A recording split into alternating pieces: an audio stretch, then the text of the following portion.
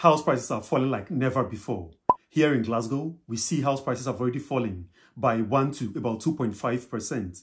And according to the Halifax House Price Index, house prices are going to fall from about 8 to 15% by the end of the year. So what does this mean for you if you're thinking of buying a property for the first time, or if you're thinking of moving houses, or if you're thinking of investing in properties for the first time? Stay with me.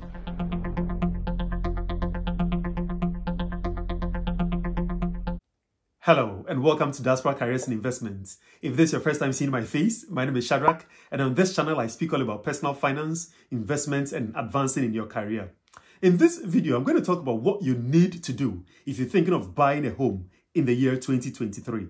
Stay with me. We've all heard the buzz about property prices going to fall, and indeed we already see signs of property prices falling in some places. There was a particular one I was looking on Zoopla about a month ago. It was going for about 400,000. But just yesterday when I checked it, it was selling for under 330,000. And that is about a 20% reduction. Yet we know that, prices still remain high. At least they are higher than they were before the pandemic.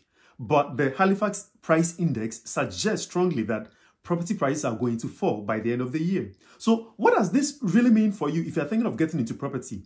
And so in this video, I'm going to break it down into first-time buyers, home movers, as well as property investors. What do you need to do now? So first-time buyers.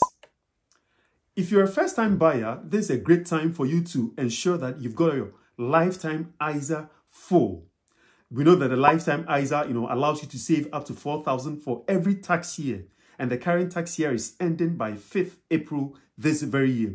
So if you have already started saving in a lifetime ISA, then you want to put in the maximum amount before the end of 5th April so that you can get the government's 25% bonus. If you've not already seen my video on lifetime ISA, I'll put a link to it in the description box below, but also above. Do click on it and see all that it entails. The government will add 25%, which is £1,000 for every £4,000 you save. So if you've not maximized that, this is the time for you to absolutely maximize it. But even more, here's a caveat. Once we start a new tax year on 6th April, if you are able to put another £4,000, you'll get an extra £1,000, which means that within the next year, or even within the next 6 months, you can actually get £2,000 bonus from the government. You're certainly not getting this from any other savings account. So I'll definitely encourage every first-time buyer to put in the maximum $4,000, which you can use towards the deposit of your first home. Secondly, if you're a first-time buyer, you want to buy a house you can afford. And this is a topic I'm very passionate about and I've spoken about in my previous videos. Do check out my, my videos on properties. You'll see this in. Because house prices are dropping, unfortunately, interest rates are also going high. And so if you buy a property which is too big or which is so expensive, it means the interest rate will be higher. So my encouragement will be to go for a house that meets your need, one which you can afford. But even more importantly, put down as much deposit as you can. Because the higher your deposit, the lower the interest rate, which means that you wouldn't have a lot of debt on your hand. Thirdly, as a first-time buyer, now is a good time to buy because cash is king. If you have a lot of money down, you can actually haggle or you can bargain with home sellers. This is now a buyer's market. If you hold the cash, you can actually beat down the prices. Because for most people who are buying homes, we know that, to get a mortgage, the stress test has increased. And so many people are getting their mortgage applications rejected. There has been so many rejections than ever before. And so many house owners are struggling to even find buyers. And so if you have cash, it's a good time for you to haggle with the landlord or the seller. If they're selling it for 300,000, you can ask them that, well, I would offer 270,000 and I'm offering cash. Or you are getting the mortgage that you've got your mortgage assured already. So this is something you want to do. Fourth point, you want to ensure that you've got an agreement in principle in hand. Because stress tests are increasing and prices are, interest rates are quite high, many applications are being rejected or they're even taking too long to get approved. So you want to go to the seller with some agreement in principle to know that you know where you're going to go for your mortgage. And here I would strongly encourage you to get a mortgage advisor who has access to the open market and can show you the best deals you can access, rather than simply walking back to your own bank. Your own bank may not have the best rate for you.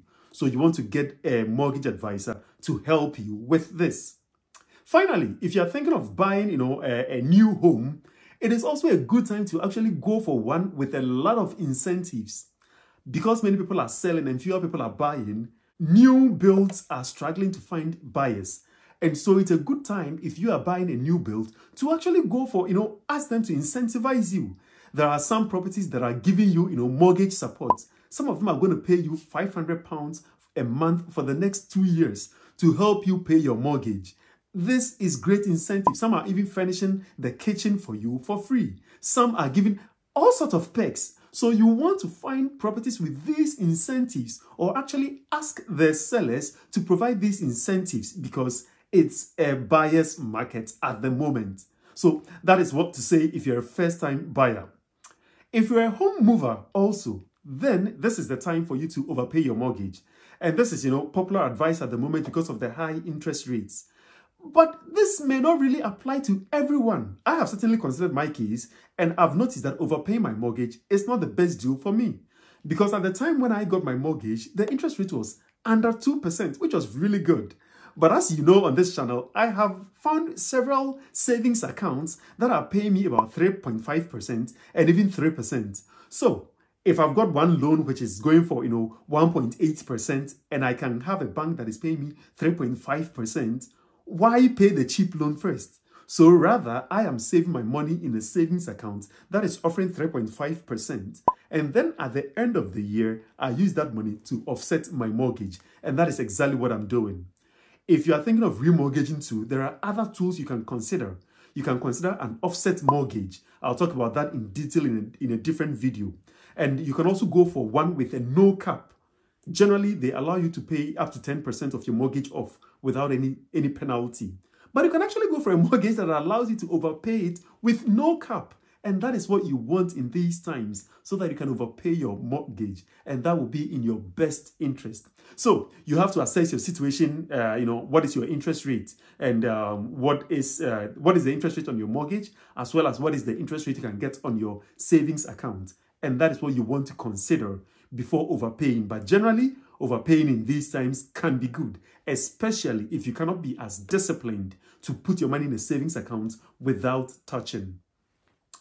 To the final group of those who are property investors, now is also a great time to buy property for investment, on one condition, that you are not over leveraging. Because if you are going for a lot of loan to buy these properties, you may not get a lot of return, because rental income can only increase to a particular amount. But if your mortgage is quite high and your rental income is insufficient to pay for that, then you may be run at a loss, or you may have to use your income to supplement it, which is not what you really want to do. But if you can buy a property for cash, which means one, you can haggle for prices down, buy something for cheap, and then you keep it for a while and then sell later. Or when the value appreciates, you can pull out, some equity and then leverage your position. So that is what you want to do as a property investor. You want to buy as much cash as possible and reduce your debts.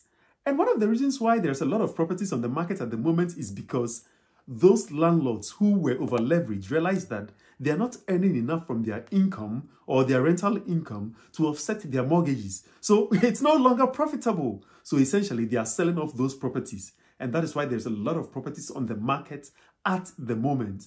So for we as buyers, it is a great time to buy. I've already shared in my previous video where, I shared the ambitious dream of, wanting to raise $1 million by 2030. But this is exactly one of the strategies I'll be employing. I'm just waiting, holding on with my friends whom we've, pulled some monies together to buy for cash once property prices start coming down. Recently, we wanted to buy a place which the seller was selling for 130. We wanted to beat it down to 100,000. He said, no, we give him 110, he'll take. But no, we know that property prices are even going to drop even further. And so we are holding on our peace at the moment. So the bottom line of this whole conversation is that this is a great time to maximize your savings, maximize your lifetime ISA, maximize, cash. Cash is king, because winter, or as they say, economic winter is coming. So anyway, I hope you found this video useful and it's giving you some thoughts. Let me know in the comment section, what strategy are you employing? Let me know, and then share with other friends also. If you've not subscribed already, kindly consider subscribing to this channel, even as I share more tips on how to boost your financial freedom goals this year. Stay blessed. My name has been Shadrach. God bless.